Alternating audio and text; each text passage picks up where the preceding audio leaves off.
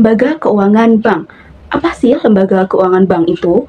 Nah, jadi lembaga keuangan bank adalah badan usaha yang menghimpun dana dari masyarakat dan menyalurkannya kembali kepada masyarakat. Bank juga merupakan bagian dari sistem keuangan nasional yang berperan dalam menstabilkan perekonomian. Untuk jenis lembaga keuangan bank, yakni ada bank sentral, bank umum, dan juga bank perkreditan rakyat. Untuk fungsi lembaga keuangan bank, yang pertama yakni tempat untuk menyimpan uang. Nah, apa sih maksud dari tempat untuk menyimpan uang ini? Nah, jadi di sini bank berfungsi sebagai tempat menyimpan uang baik berupa tabungan, deposito, maupun giro. Nah, yang kedua, bank menjadi penyalur kredit. Nah, artinya bank menyalurkan dana yang disimpan nasabah kepada pihak yang membutuhkan kredit, seperti kredit rumah dan kredit usaha. Nah, yang ketiga, yakni perantara dalam pembayaran. Nah, di sini bank bertindak sebagai penghubung antar nasabah pada saat melakukan transaksi. Nah, yang keempat, pembiayaan dan pembangunan ekonomi. Di sini, bank memobilisasi dana dari masyarakat untuk berinvestasi terhadap pembangunan negara. Nah, selanjutnya yakni tentang manfaat lembaga keuangan bank. Yang pertama, membantu perekonomian rakyat. Nah, yang kedua, memudahkan transaksi antar pebisnis. Dan yang ketiga, menyediakan jasa-jasa yang berkaitan erat dengan kegiatan perekonomian. Dan yang keempat, meningkatkan kesadaran masyarakat agar menitipkan uangnya di bank yang jelas keamanannya. Dan yang kelima, yakni membantu mewujudkan pemerataan pembangunan serta menyejahterakan kehidupan masyarakat. Definisi lembaga keuangan non-bank. Lembaga keuangan non-bank merupakan lembaga yang menghimpun dana dari masyarakat, namun tidak diperbolehkan menerima simpanan dalam bentuk giro ataupun tabungan. Fungsi utama lembaga keuangan non-bank. Lembaga keuangan non-bank menyediakan pembiayaan, investasi, dan layanan keuangan tertentu. Lembaga keuangan non-bank memiliki sumber dana dari penerbitan obligasi, penyertaan modal, premi asuransi, dan dana investasi. Contoh-contoh lembaga keuangan non-bank. Yang pertama ada perusahaan asuransi, kedua ada perusahaan pembiayaan atau leasing, yang ketiga ada pegadaian, yang keempat dana pensiun, dan yang kelima adalah pasar modal. Nah, tadi kan sudah dibahas mengenai lembaga keuangan bank dan juga lembaga keuangan non-bank. Lalu gimana sih skema dari lembaga keuangan bank dan juga non-bank? Jadi, ini adalah gambar dari skema lembaga keuangan bank dan juga non-bank, di mana lembaga keuangan itu dibagi menjadi dua. Yang pertama ada bank, dan yang kedua ada non-bank. Bank terdiri dari bank sentral, bank umum, dan juga BPR atau Bank Pengkreditan Rakyat. Lalu untuk lembaga keuangan non-bank, ada perusahaan asuransi, ada leasing, pegadaian, pasar modal, dan juga perusahaan dana pensiun. Nah, dari setiap lembaga-lembaga keuangan ini tentu saja memiliki peran yang berbeda-beda. Jadi, apa sih peran dari lembaga-lembaga keuangan ini? Yang pertama yang kita akan bahas adalah lembaga keuangan bank. Yang pertama, bank sentral. Jadi, bank sentral itu kalau di Indonesia adalah Bank Indonesia, di mana bank ini bertugas untuk mengatur kebijakan moneter dan juga mengawasi sistem keuangan. Nah, yang kedua dari lembaga keuangan ada bank umum. Jadi, bank umum ini melayani simpanan dan juga kredit untuk masyarakat luas. Bank umum terdiri dari bank syariah dan juga bank konvensional. Yang ketiga dari lembaga keuangan bank ada BPR. BPR adalah Bank Pengkreditan Rakyat yang berfokus pada layanan perbankan untuk masyarakat kecil dan juga UMKM, namun dengan keterbatasan dalam menerima giro dan juga transaksi valuta asing. Selanjutnya, peran-peran dari lembaga keuangan non-bank yang pertama yaitu perusahaan asuransi, di mana perusahaan asuransi ini berperan untuk memberikan perlindungan finansial seperti asuransi jiwa dan juga asuransi umum. Yang kedua, dari lembaga keuangan non-bank ada leasing atau perusahaan pembiayaan, di mana leasing ini berperan untuk menyediakan kredit kendaraan, properti, dan juga barang lainnya. Yang ketiga dari lembaga keuangan non-bank adalah pegadaian, di mana pegadaian ini berperan untuk memberikan pinjaman dengan jaminan berupa barang. Yang keempat dari lembaga keuangan non-bank ada pasar modal, di mana pasar modal ini memfasilitasi transaksi saham dan juga obligasi.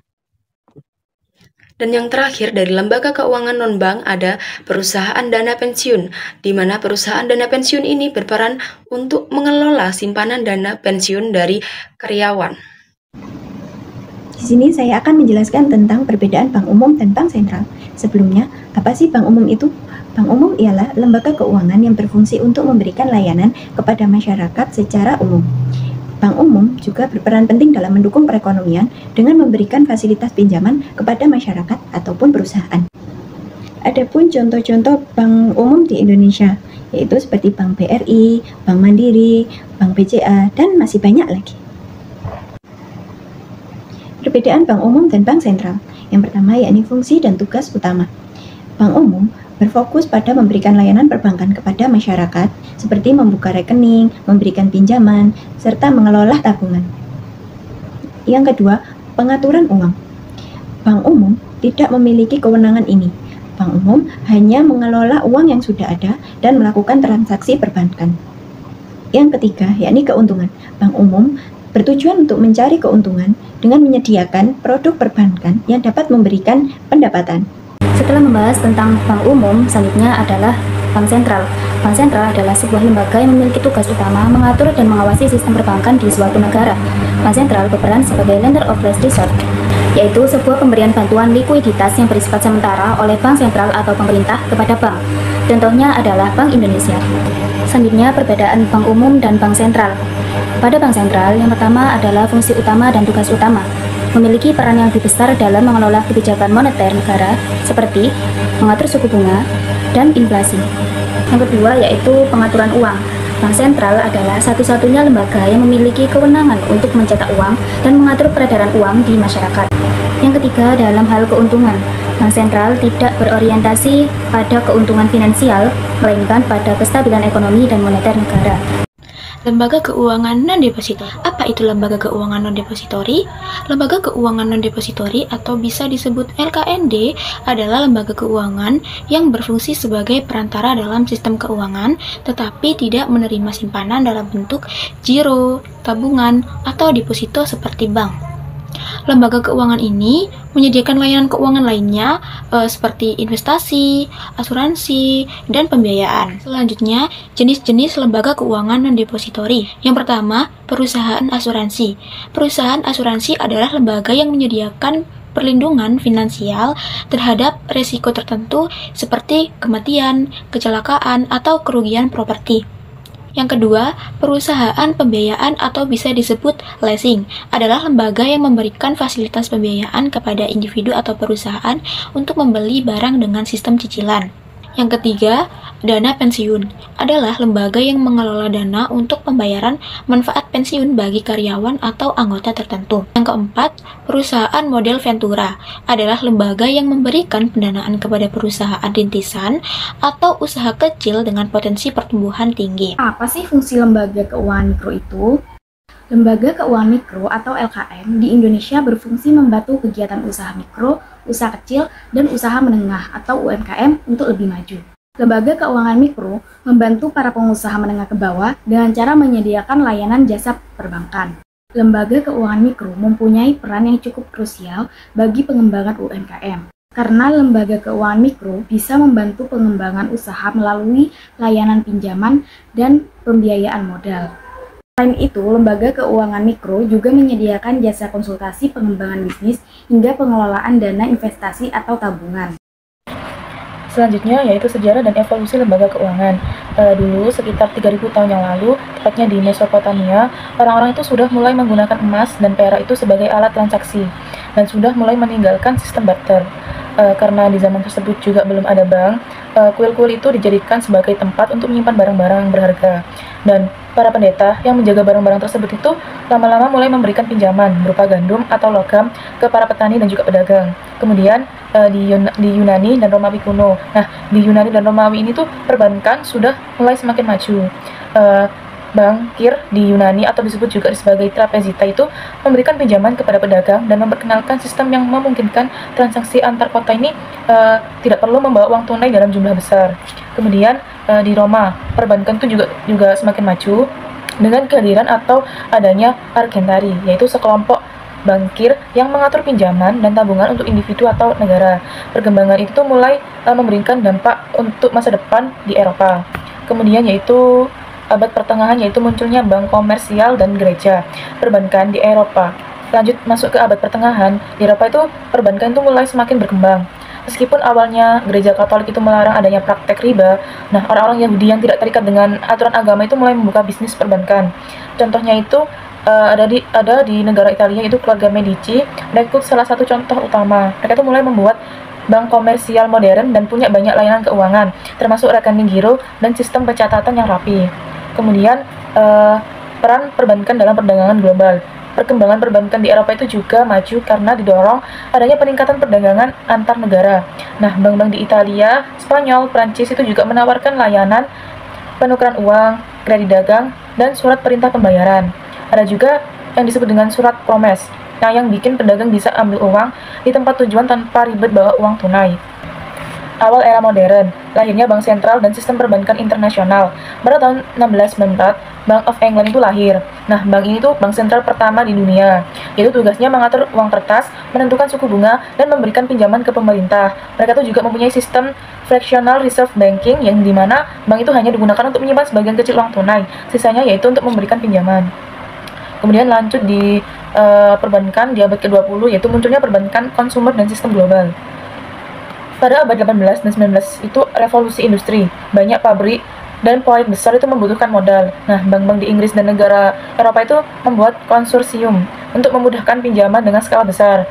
Nah, para investor dan bankir seperti keluarga Rothschild juga itu turut serta untuk memberikan pinjaman ke kerajaan dan membiayai proyek-proyek besar seperti jalur kereta api lintas benua.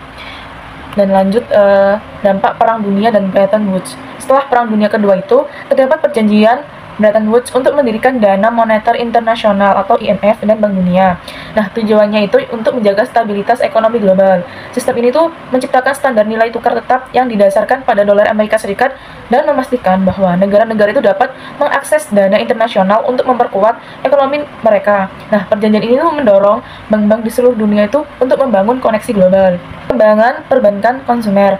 Pada abad ke-20, perbankan itu mulai fokus pada nasabah konsumen. Mereka itu mulai menawarkan tabungan, pinjaman rumah, dan kartu kredit. Nah, kartu kredit itu pertama kali muncul pada tahun 1950-an dan terus berkembang sampai sekarang.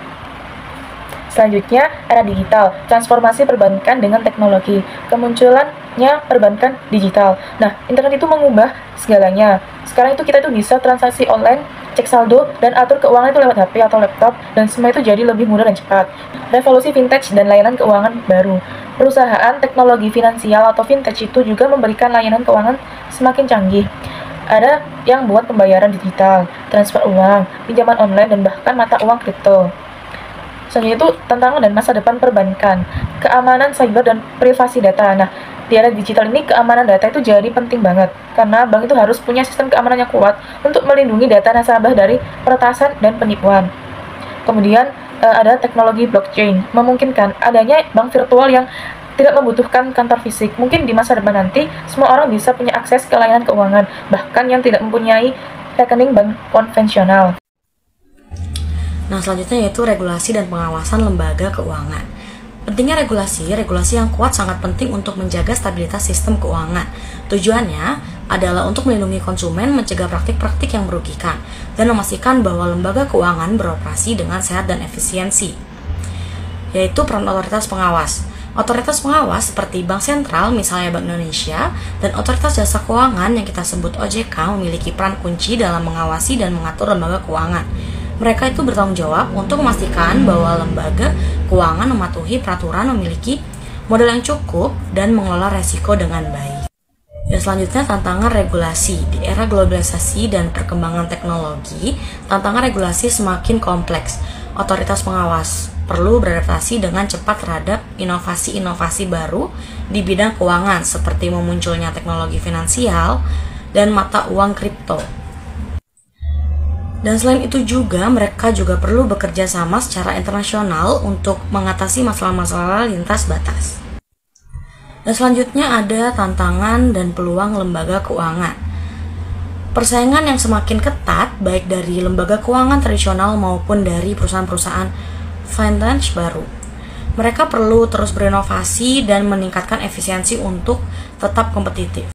Mengetahui lembaga keuangan memungkinkan kita memahami perbedaan antara lembaga keuangan bank yang menghimpun dana dari masyarakat seperti bank umum dan bank sentral, dan lembaga keuangan non-bank yang menyediakan layanan keuangan tanpa fungsi pengimpunan dana langsung seperti perusahaan asuransi dan pasar modal.